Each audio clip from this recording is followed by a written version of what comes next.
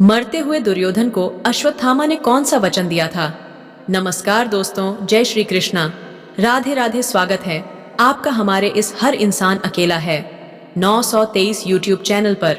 दोस्तों, वीडियो को पूरा जरूर देखें। आप सबने महाभारत के महायोद्धा अश्वत्थामा का नाम अवश्य ही सुना होगा। अश्वत्थामा को भी चिरंजीवियों में से एक माना जाता है। कई लोग मानते हैं कि वह आज भी जीवित हैं और कलयुग में भटक रहे हैं।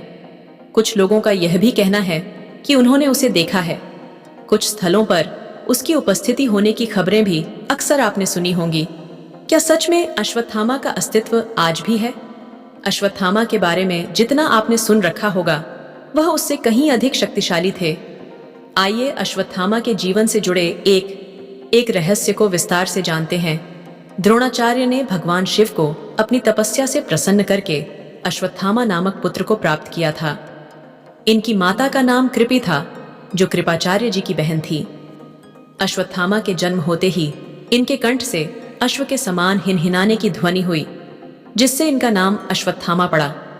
अश्वत्थामा जन्म से ही उनके माथे पर एक रत्न जड़ा था, जो उन्हें भूख, प्यास, थकान, सांप, राक्षस आदि से बचाता था। अश्वत्थामा महादेव, यम, काम और क्रोध के सम्मिलित अंश से उत्पन्न हुए थे। कई लोगों को यह लगता है कि वह रुद्र अवतार हैं, परंतु ऐसा नहीं है। वह महादेव, यम, काम या क्रोध के अवतार नहीं थे। उनका जन्म इन चारों के अंशों के मिश्रण से हुआ था। वो केवल भगवान शिव के ही अंश से उत्पन्न नहीं हुए थे। भगवान शिव ने भगवान विष्णु जी के जैसे कभी कोई अवतार नहीं लिए। भगवान शिव के अंश से 11 रुद्र, काल भैरव, वीरभद्र आदि की उत्पत्ति हुई थी। अश्वत्थामा ने अपनी आरंभिक शिक्षा अपने पिता गुरु द्रोणाचार्य जी से ही ली थी। अश्वत्थामा को अपने पिता से ब्रह्मास्त्र, ब्रह्मशीर और नारायणास्त्र का ज्ञान मिला था।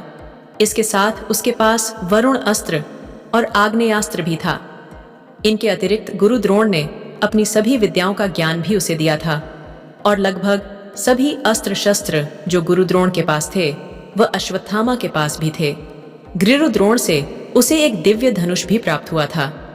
कौरव पक्ष के अंतिम सेनापति अश्वत्थामा ही बने थे।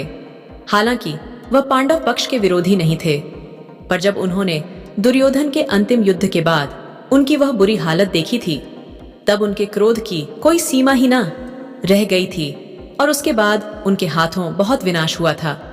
उन्होंने बुरी हालत देखकर प्रतिज्ञा लिए कि बाकी बचे हुए सभी पांडव पक्ष के योद्धाओं को मार डालेंगे, और वहां से निकल पड़े। जब वो पांडवों को मारने के लिए निकला, तो पांडव पक्ष के शिविर द्वार पर एक विशालकाय अद्भुत प्राणी उनके सामने आकार खड़ा हो गया।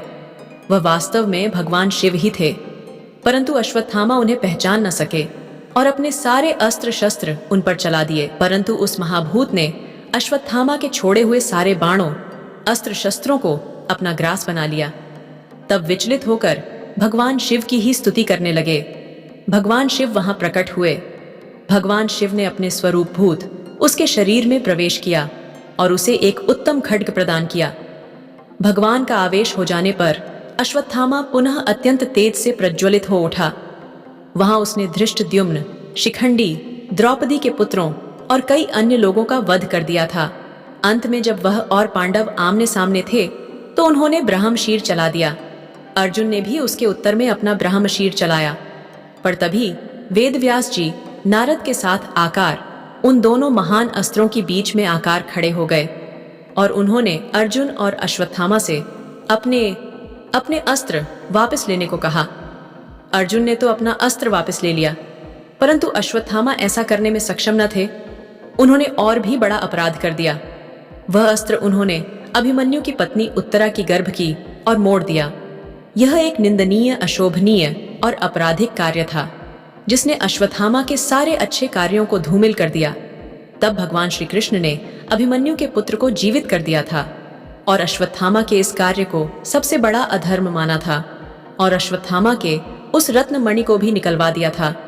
और इसके साथ ही भगवान श्री कृष्ण ने उन्हें श्राप भी दिया था कि वह 3000 वर्षों तक रिश्ते हुए घावों के साथ पृथ्वी पर एकांत में जीवन व्यतीत करोगे। और वह वहां से वन की ओर प्रस्थान कर गए थे। यह माना जाता है कि अश्वत्थामा कलयुग में भी जीवित है, लेकिन उनके बारे में कोई प्रमाणित जानकारी या तथ्य नहीं है। कि वह कलयुग में किस किस से मिले हैं। कुछ लोक कथाएं और आज के समय में उपदेशकों के कथन के अनुसार अश्वत्थामा ने कुछ महान योगियों और संतों से मिलने का प्रयास किया है, लेकिन यह सभी कथाएं अधिकतर आधारहीन और अविश्वसनीय हैं। महाभारत के अनुसार अश्वत्थामा को भगवान श्री कृष्ण से 3000 वर्षों तक भटकने का श्राप मिला था।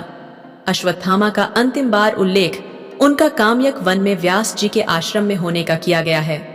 बाकी उन पर कई किस्से कहानियां और लोक कथाएं प्रचलित हैं कि उन्हें विभिन्न स्थानों पर देखा गया है, पर हम उस बात की पुष्टि नहीं करते क्योंकि हमें कोई प्रमाण नहीं मिला है। तो दोस्तों, वीडियो आपको कैसी लगी कृपया कमेंट बॉक्स में हमें जरूर बताएं। और दोस्तों, ऐसे ही और भी वीडियो को देखने के लिए कृपया हमारे इस चैनल को सब्सक्राइब जरूर करें और कमेंट बॉक्स में सच्ची श्रद्धा से जरूर लिखें। जय श्री कृष्ण, राधे राधे। वीडियो को अंत तक देखने के लिए आपको धन्यवाद।